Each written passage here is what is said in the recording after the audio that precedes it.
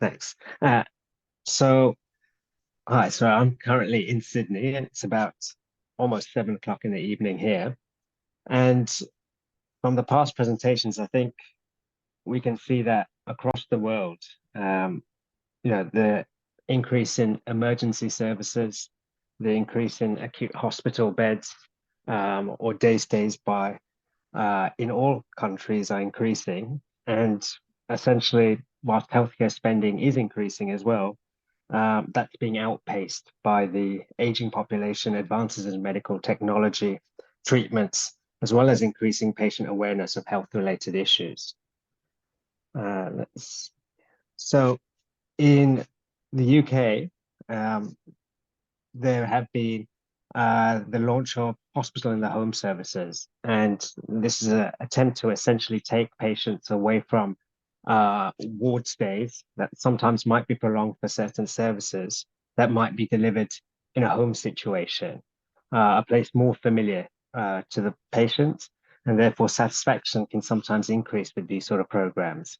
So here in Australia, we have quite a divided system.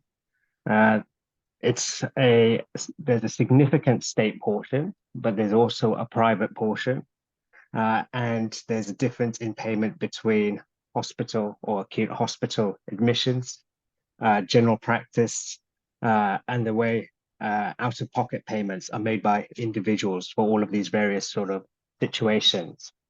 And because of that, in certain parts of Australia and in Sydney, for instance, where I work at Liverpool Hospital, we have quite a diverse population, one that essentially may not understand or recognize all the services available to them, also have an apprehension to use them for fear of cost.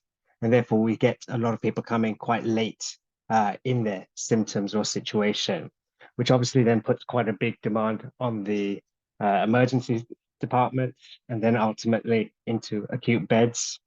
And sometimes these are for infections. Some things are for situations where ultimately they need the delivery of things that we do in hospital, but sometimes don't need to be in an acute bed, essentially using up all these other extra resources. And so HITH in Australia has come about more because with all these sort of separate public-private services, there was a need for the state hospitals to be able to provide a service that could be extrapolated to the majority of hospitals in a similar way, so that we could compare and contrast situations, experiences, and obviously develop these services across the boards.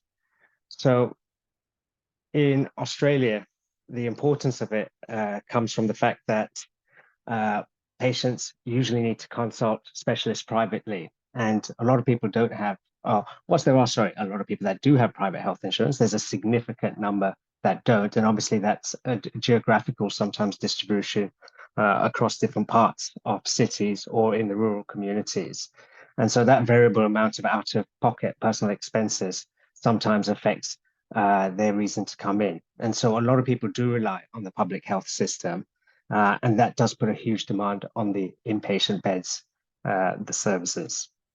So at Liverpool Hospital, we serve a local district of around 1 million people, and our hospital has around 960 beds.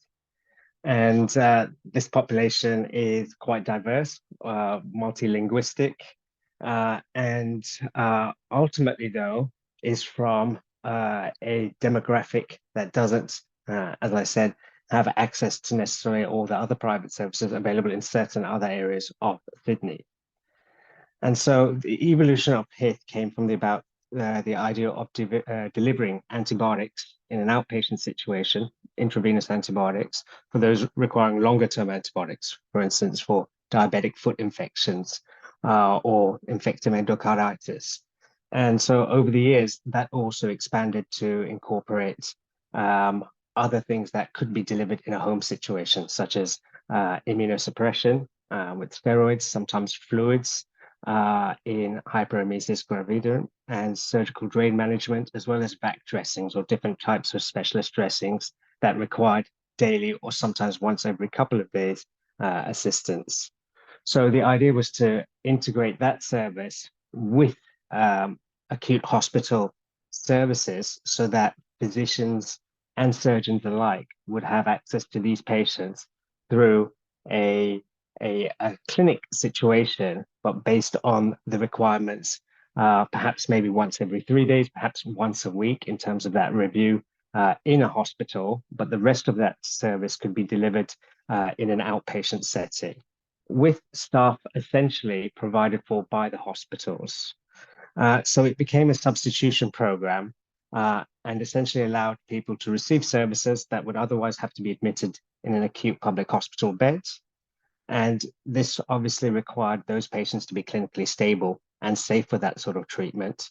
And so that had to develop a service to assess that in the first place and streamline the service to make it accessible from different pathways. So it acts essentially as an acute or sort of subacute short-term service, and it is not there to provide any sort of lifelong or complex treatment, such as renal home dialysis, that has its own funding and its own situation. And there are other aspects as well, such as TPN and long-term ventilation that are provided through different pathways. So it wasn't there to replicate any sort of existing pathways, but really to open up a different method. So the HITH service can be provided in somebody's home, in any sort of community setting, which might include a person's workplace. They also have the option to come to a clinic that's in the hospital for that treatment. For instance, if they can't, if they don't have a specific time that they're able to wait for a service. And the HITH service also works alongside ambulatory care, acute review, short stay in the emergency department as well.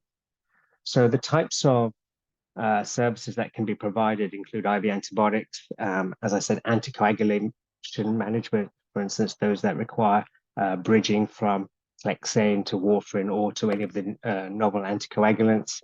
And it could also be a mix of that in terms of its delivery. So in New South Wales, every hospital will have sort of adult and pediatric services, but not every hospital at this stage has a HITH service. So again, ultimately, to develop any service, there has to be an aspect of it that also helps maybe alleviate pressures on other aspects of the health service. So one of the aims was to really prevent avoidable admissions. And it also allowed for GPs to access HITH directly through phone or fax referrals, which meant that these patients could potentially be diverted away from having to attend an emergency department to access this service in the first place. And it was also used to facilitate early discharge from a hospital admission. For instance, that person that might come in with an osteomyelitis of the foot, initially septic, but otherwise stable after a few days, potentially needing intravenous antibiotics for another 2 weeks before conversion to orals. And that could be provided through the HITH service with, again, that option for, let's say, a vascular team review by a registrar once a week, if needed, or more often or more less. So admission onto the HITH service didn't require them to come through the emergency department. And the HITH service was to be absolutely free in terms of cost to the patient as well. So that aspect of the patient fearing that if they were sent home, they would need to pay for the cost of different services, for instance, to even come back to the clinic, that was all covered essentially through the HITH program. So in order to be suitable for it, a set of criteria again was created. And this also required obviously the consent of the patient. The patient's also given that option that they can have their treatment at home or at a workplace situation, or they could also be admitted for it as well. So it's not to suggest that it's a different level of care, it's an equal level of care and it's their choice essentially. Having said that, to those that usually are offered an option like that, their preference generally is to go home and to have their treatment there, because I think most people can see, usually on their ward rounds during the morning or throughout the day, that most patients are somewhat bored in those rooms, and therefore frustrated, at everything that's happening in front of them, because they have almost that time to be frustrated. So obviously the proviso of that was that the patients have to be somewhere where there is safe access for nursing, clinical staff to see the patients. And they also had to be reliable in terms of access, whether it was a landline or a mobile phone. And so with that, those that had as I said, the option to take that service also had the option to decline it. So a patient would not be eligible for the HITH service if they were unstable in any sense hemodynamically, if they obviously looked unwell, any sort of reduced conscious level, and that means any sort of cognitive impairment, or physically incapacitated. For instance, some people obviously are unwell and initially might improve, but they might need other more specialist services that don't allow these services to be taken back to their home immediately, but that might be an aim later on, especially those patients that don't demonstrate compliance. The feeling was that it would be better to try and offer that service in hospital for them. And obviously, if they are in remote locations, it sometimes doesn't make it possible for the hospital to provide the adequate staffing on a daily basis that's required as part of this program. So patients who don't require daily visits or interventions, they may not be eligible for HITH services. There are other services available that can be used in a more subacute situation. And certainly this is not to take on the role of other aspects of tertiary care. Pre-admission workup for operations, for instance, or pre-operation planning of medications, those things at this stage are provided through different avenues. Out of hours admissions also had to be considered to prevent any reason to avoid using this system. So outside of normal working hours, if a patient came to the emergency department, for instance, with an infection that would require intravenous antibiotics, a first dose could be given at that stage. And with a referral made, the HITH service would contact the patient the next morning and then enroll them into the actual service by either bringing them in for an examination, etc., by a HITH doctor, or sometimes at that first visit as well, depending on the situation. And so delivery of care, as I said, mostly happened at a patient's homes, but it could happen in clinics, schools, and workplace as well. And obviously that setting just depends on the clinical and risk assessment to provide that model. Governance of this service is essentially provided mostly through nursing, with 2 consultants essentially covering the service 24 hours. Ultimately, the HITH service provides a substitution to acute care. So the feeling was if they were to come in under a medical specialty, such as neurology or vascular, or another surgical specialty or medical specialty, the consultant that was on that day would be part of that overall care of that patient. So that kept that medical and surgical care incorporated into the system as well. And his patients ultimately, therefore, were either reviewed by that surgeon or medical clinician in charge, or by 2 HITH specialists as well, who were allocated as part of this to oversee all patients that were on the program at that time.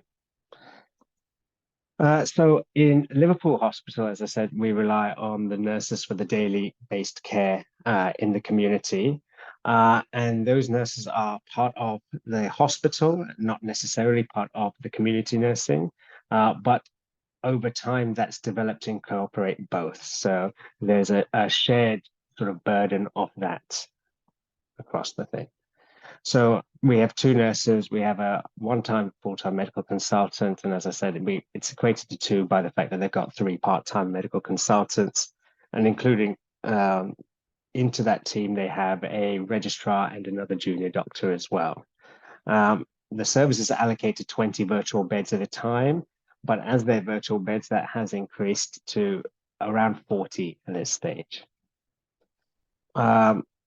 whilst HITH was here since 1998, the funding and the program itself was officially established in 2017. And so since 2017, the data has been recorded ultimately to try and grow this service. And so in 2022, we found that at Liverpool Hospital, it was IV antibiotics, specialist dressings, as well as prednisolone infusions that were the three referrals that were doing the most. And so just for this last part of the talk, I just want to show some of our statistics or just over that time. So ultimately, there was nothing documented in the first few months, and that's just simply because the service hadn't started recording its data. But over time, the number of referrals per month has increased, and this is in 2016. And this graph basically just shows over subsequent years, the number of referrals that the HITH program at our specific hospital has been doing. And so you can see it's quite sort of stable numbers throughout the year. And it's slowly increased over time, but limited also by the capacity of the service. The types of referrals have varied over that time as well. And unfortunately, I just realized my screen is covering that aspect of the graph to tell you exactly which is which. But mostly, as I said, it's been IV antibiotics and infusers, as well as Plexane, warfarin monitoring, and other subcutaneous medications that have provided the bulk of the work for the HITH service. As you can see here, this just really shows again, just that there are some things that have essentially dropped in the frequency of what we've done, but the consistent work for the HITH service has primarily been in delivering IV antibiotics outside of hospital. Different departments across the hospital have also used HITH some more than others. The emergency department obviously being quite a large user, as well as the renal team and the vascular team. On top of that, there's been the medical admissions units and medical oncology and a few other ones that have used it over the time. And so again, this just gives a sort of similar sort of just idea of where the referrals to the HITH service are coming from. And again, from specialties, primarily it's been vascular and some of the surgical specialties, and the emergency departments as well that have provided most avenues where the HITH service has been able to take patients out of the hospital setting. And so the success and the ability for HITH to safely manage patients without that need for an acute inpatient admission has been recognized by clinicians and also by the health executives. Ultimately, the cost of a service like that does not necessarily become cheaper than having a patient admitted in a bed. But what's been discovered so far is that the satisfaction of the patient is much higher in that situation. And so for similar costs with better satisfaction, that also helps alleviate some of the pressures on the hospital. And despite every expansion, ultimately, there is still an ever-growing sort of cohort that are coming for more different health reasons or for the same reasons. And so hopefully the HITH will continue to expand, and with more staff, it should be able to take on more work and alleviate more pressures from the hospital. Thank you.